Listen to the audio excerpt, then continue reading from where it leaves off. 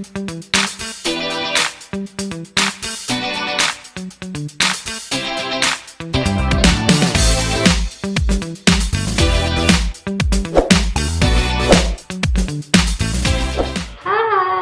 assalamualaikum semuanya. Gimana kabar kamu hari ini? Mudah-mudahan kalian semua sehat dan tetap semangat. Walau dalam keadaan pandemi COVID-19, harus tetap semangat melakukan kegiatan dan juga semangat untuk hidup sehat. Nah, di video kali ini aku mau ngomongin soal irama biologis atau yang kita kenal dengan jam tubuh.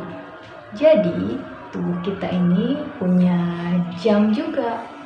Jadi maksudnya jam di sini adalah ada waktu-waktu tertentu di mana sistem organ akan bekerja dengan optimal atau maksimal pada jam-jamnya tertentu. Nah, di mana dia tidak bekerja secara optimal, dia akan seperti istirahat gitu istilahnya.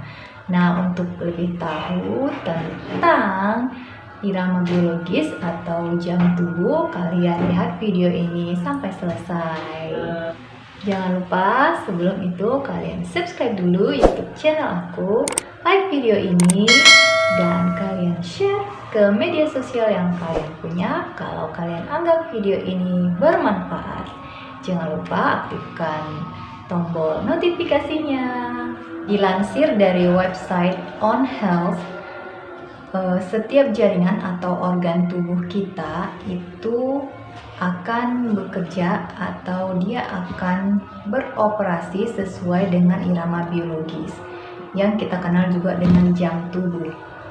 Nah, irama biologis atau irama sirkadian ini berlangsung selama 24 jam. Jadi dia seperti siklus gitu ya, dan akan kembali berulang gitu ya dalam 24 jam, di mana seluruh proses yang terjadi di sistem organ itu akan diregulasi dengan irama sirkadian ini.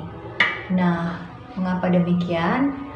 Karena setiap organ itu punya waktu-waktu tertentu dia akan bekerja secara optimal. Contohnya seperti organ pencernaan, dia akan aktif atau akan maksimal itu di atas mulai jam 12 gitu ya. Dan juga yang lain gitu. Jadi setiap kalau kita makan, kita tidur, berkemih, buang air besar, itu semuanya ada waktu-waktunya sesuai dengan irama sirkadian atau jam tubuh tadi. Nah, sebagai contoh yang paling mudah, kalau kita bangun di pagi hari dan kita tidur di malam hari, itu juga merupakan bagian dari pengaturan irama sirkadian. Jadi buat kalian yang suka begadang, misalnya tidak tidur malam ya, atau tidurnya malah pagi hari, itu mengganggu irama biologis, mengganggu jam tubuh kita gitu ya. Jadi bisa menyebabkan ketidakseimbangan pada organ-organ yang lainnya kalau itu berlangsung terus-terusan ya.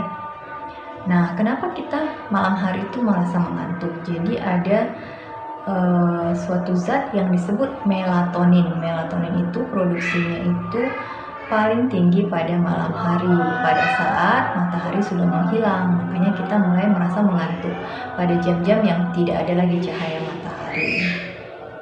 Nah, kemudian ternyata kalau adanya cahaya lampu, TV atau handphone itu juga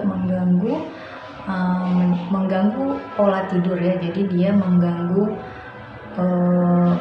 produksi melatonin ya. Jadi kita bisa tidur tidak nyenyak karena adanya lampu yang hidup atau TV yang hidup atau handphone yang menyala gitu ya di dekat kita. Nah, jadi biasakan tidur dengan lampu yang redup atau dimatikan, kemudian TV juga dimatikan dan handphone juga dimatikan ya. Nah, bagaimana kalau misalnya kita makan ya. Nah, makan itu organ pencernaan contohnya ya, dia aktif itu pada saat siang hari mulai jam 12 hingga jam 6 sore ya. Nah, jadi sebaiknya memang makan yang dianjurkan makan yang berat untuk dicerna itu dimulai jam 12 gitu ya. Jadi mulai jam 12 itu makan yang berat dicerna itu bisa kamu makan. Nah, makanan yang berat dicerna itu contohnya kayak makan protein, kemudian karbohidrat gitu ya, itu makanan yang berat dicerna. Jadi kalau sarapan berarti kan di bawah jam 12 itu kan kita sarapan. Nah, kalau sarapan itu makanlah makanan yang ringan cerna. Contohnya itu misalnya yang ringan cerna adalah buah-buahan dan sayur-sayuran gitu ya. Dan sebagian biji-bijian juga ada yang dia sifatnya ringan cerna. Nah, kalau kamu makannya berat cerna di pagi hari itu juga lama-kelamaan akan mengganggu irama biologis tadi ya, karena harusnya kan tadi makanan yang organ pencernaan kita lebih aktif itu pada saat siang jam 12 gitu ya. Itu juga mengganggu keseimbangan tubuh. Nah, sama halnya dengan yang tadi, misalnya tidur tadi ya, tidak tidur malam hari, tidak tidur pada malam hari, malah tidurnya di pagi hari ya kan. Bagaimana konsekuensi terhadap kesehatan kita, dokter, kalau kita tidak mengikuti irama biologis tubuh ini? Nah, jadi kalau misalnya pada saat irama biologis ini menjadi terganggu, maka seluruh sistem tubuh kita dapat mengalami ketidakseimbangan ataupun menjadi terganggu ya. Tentu misalnya tidur kita menjadi tidak maksimal gitu ya, tidak berkualitas demikian ya. Kalau misalnya kita tadi tidurnya sering bergadang gitu ya dan sebagainya. Kemudian hormon juga ya, hormon-hormon di dalam tubuh juga menjadi terganggu. Kemudian sistem imunitas juga menjadi terganggu ya, karena kebiasaan yang tidak mengikuti irama biologis yang seharusnya gitu ya. Kemudian keadaan yang berlama-lama dari terganggunya jam biologis ini bahkan disebutkan dapat meningkatkan risiko munculnya penyakit kanker, kemudian obesitas pada seseorang, kemudian penyakit seperti diabetes, penyakit jantung, kemudian tekanan darah tinggi, terus rasa cemas, depresi, dan kadang-kadang sampai ke penyalahgunaan alkohol atau obat-obatan yang terlarang seperti itu ya. Jadi sebaik-baiknya kita mampu menyesuaikan irama biologis atau irama sirkadian ini agar supaya sistem organ yang ada di tubuh kita itu mengalami keseimbangan ya. Nah, dokter, contohnya lagi seperti apa? Yang lain ya, contohnya selain misalnya tidur harusnya pada malam hari, jangan bergadang, kemudian makan makanan yang berat cerna itu di atas jam 12 ya. Kemudian untuk seperti kalau ingin meningkatkan imunitas tubuh itu tidur yang cukup 8 jam ya.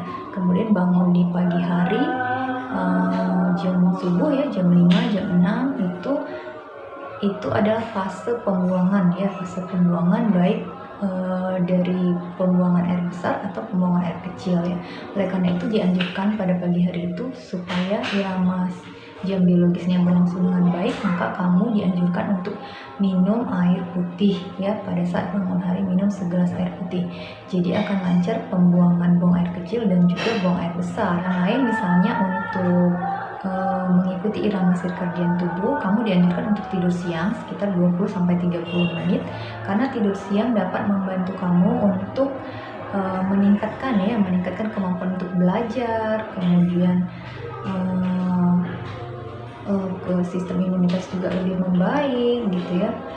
Kemudian sebaiknya tidur tidak lebih dari setengah jam ya. Untuk tidur siang itu tidak lebih setengah jam ya. Nah, jadi bagi yang kalau punya kesempatan untuk tidur siang harus dimanfaatkan untuk tidur siang.